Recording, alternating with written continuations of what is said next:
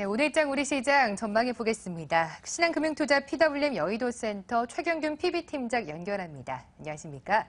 네, 안녕하십니까, 최영균입니다. 네, 미국 발원풍 불어오긴 했지만 굉장히 미약했습니다. 수급도 엇갈렸고요. 전해주시죠. 네, 전일장 간단히 정리하도록 하겠습니다.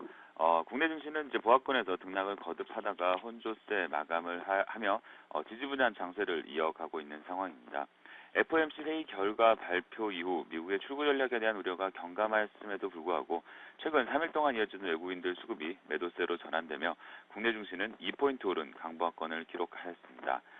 유럽이나 미국 증시의 신고가 랠리에도 불구하고 국내 증시의 영향력이 큰 중국 증시는 최근 IPO 재개 부담감 그리고 부동산 지표 부진으로 1.5%대 하락 마감하며 국내 증시 상승을 제한하는 그런 모습을 보여주었습니다.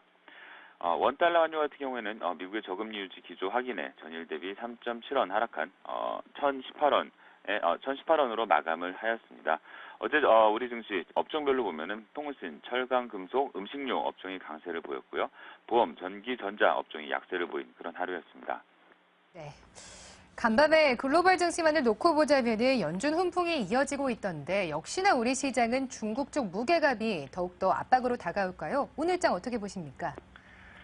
네, 오늘장 간단히 예상하면은 개선되는 이제 해외 증시에도 불구하고 박스권 장세가 계속해서 연장이 되지 않을까 생각이 됩니다.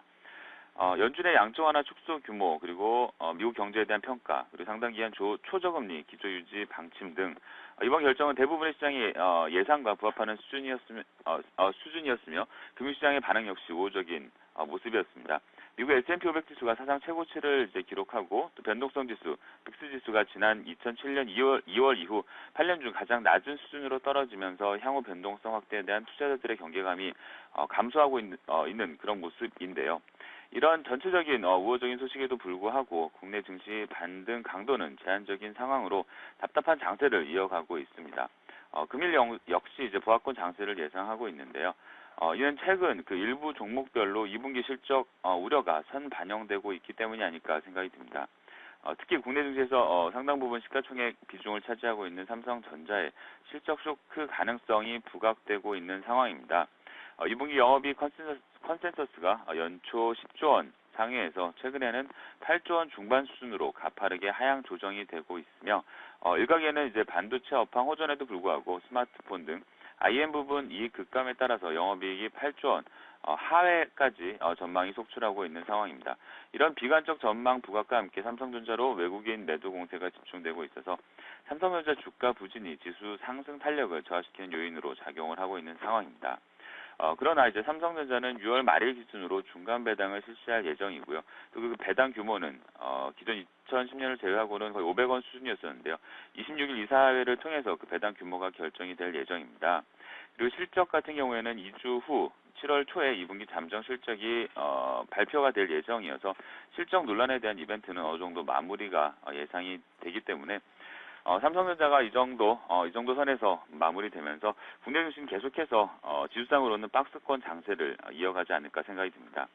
이어서 오늘장 전략으로 간단히 종목들을 이렇게 말씀드리면은 일단 첫 번째 종목으로 관심 가지면 좋을 종목이 SK케미칼입니다. 차트가 이제 어제 같은 경우에 좀 거래량이 이제 수반되면서 차트 모습이 이쁘게 올라오는 모습인데요.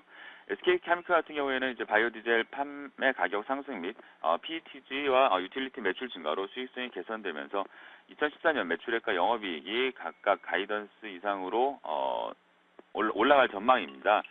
최근에 이제 프리미엄 백신 8종을 개발 중에 있으며 여러 가지 백신 등이 한국 임상 3상 진행해 있는 그런 이제 전체적인 상황이 우호적이어서 생명과학 부분의 장기 성장 동력을 보유하고 있다라는 생각으로 SK케미칼을 관심 가지시면 어떨까 생각이 듭니다. 그리고 두 번째 종목은 한솔재즈입니다. 한솔재즈 같은 경우에는 한솔 개발 1분기 흑자 전환 등 자회사 부실 해소가 기대가 되고 있는 상황이고요. 펄프 가격 하락과 인쇄 용지 등 특수 용지로 전환하면서 2분기 영업이익 개선이 전망이 되고 있는 상황입니다.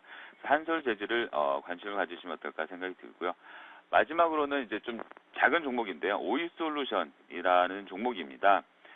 오일솔루션은 최근 들어서 이제 신규 상장 이후에 최근 옆으로 계속 횡보하는 그런 모습을 보여주고 있는데요. 주요 주주들의 이제 주요 그 보유하고 있었던 이제 악성 매물이 거의 다 해소가 되고 있는 그런 상황입니다. 이제 오일솔루션 같은 경우에는 모바일 기기의 보급 확산 및 사물 인터넷 시대의 도래로 모바일 데이터 트래픽 고성장이 예상이 되면서 이에 따른 광트랜 서버 시장 규모가 증가될 전망입니다. 글로벌 탑10 통신 장비 업체 중 8개 업체가 주요 고객사인 동사는 지속적인 해외 시장 공략으로 실적 성장이 기대가 되고 있는 종목으로서 한번 관심을 가지시면 어떨까 생각이 됩니다. 네.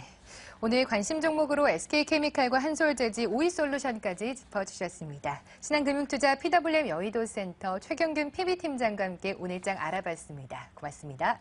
감사합니다.